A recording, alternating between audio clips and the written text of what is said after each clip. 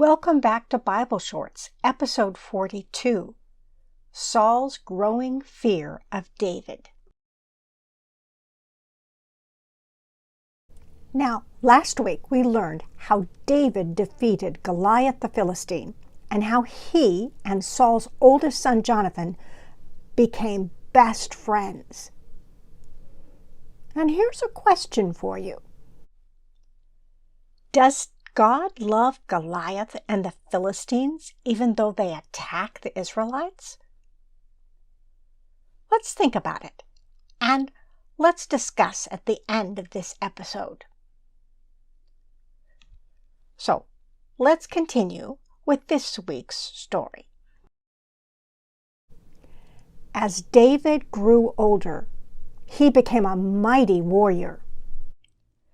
The Philistines continued to go out to battle with the Israelites, but David met with more success than the rest of king's officers, and his name became well known. And King Saul was repeatedly tortured by episodes of depression.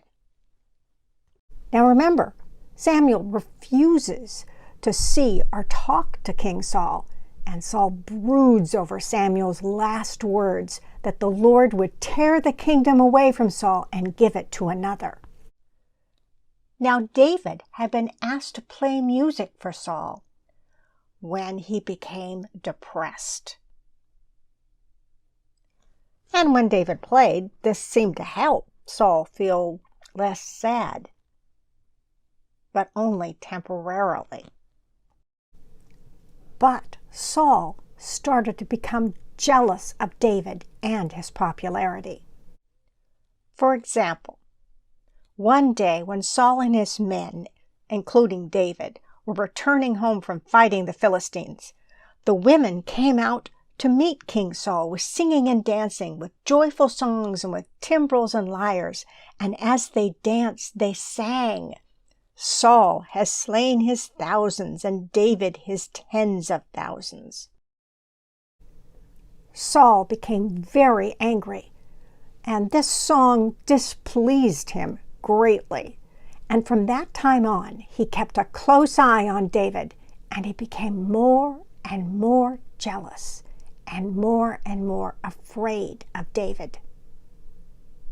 Saul even started to complain to Jonathan constantly about David, but Jonathan always tried to make peace. Jonathan spoke well of David to his father and said to him, "Let not the king do wrong to his servant David. He has not wronged you, and what he has done has benefited you greatly. He took his life in his hands when he killed Goliath the Philistine. The Lord won a great victory for all Israel, and you saw it and were glad. Why then would you do wrong to an innocent man like David for no reason?" Saul listened to Jonathan, and everything was fine for a time. Then Saul suggested that David could marry his daughter Michal if David killed 300 Philistines, thinking that sooner or later some Philistine would kill David and the problem would be solved. But this didn't happen, so Saul had to give Michal to David in marriage.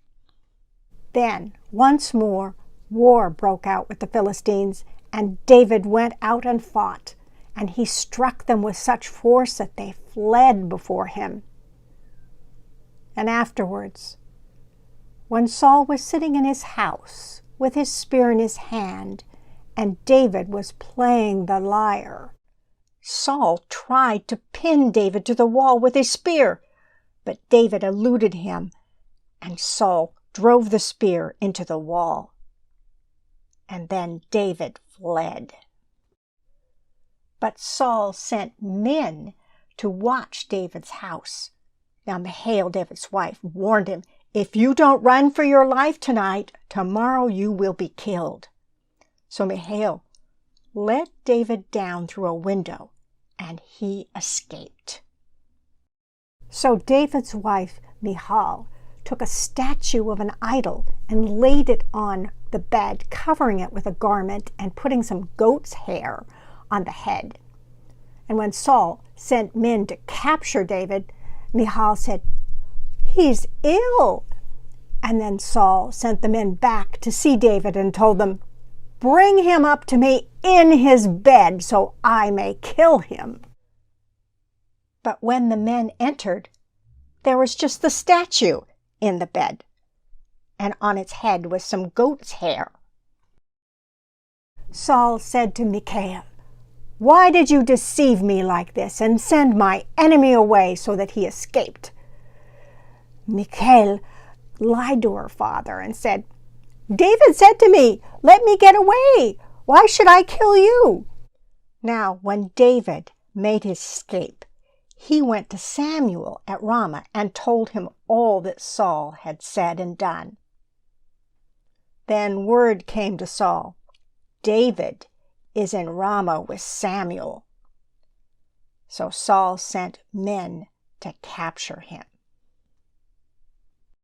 Then David fled from Ramah and went to find Jonathan and asked him, "What have I done? What is my crime?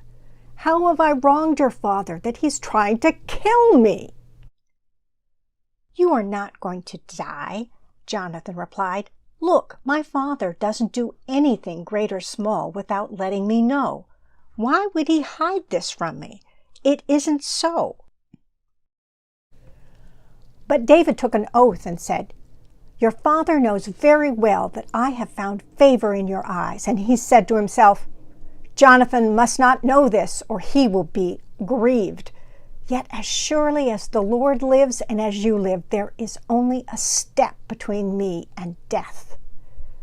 Jonathan said to David, "Whatever you want me to do, I'll do for you."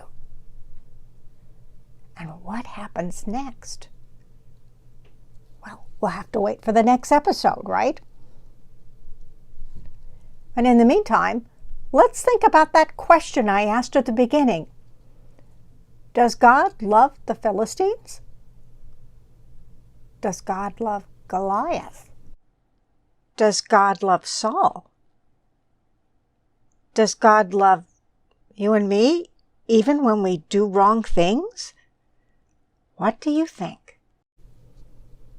Well, I think that God always loves us. God loves Goliath. God loves the Philistines. God loves Saul. And God loves you and God loves me always. There's nothing that you or I can do that will take away God's love. Now, God can certainly not be pleased with us when we mess up, but His love for us is unshakable. So, make sure you come back again next week to find out what happens next to David, Jonathan, and Saul. Look for episode 43, The Empty Seat at the New Moon Feast.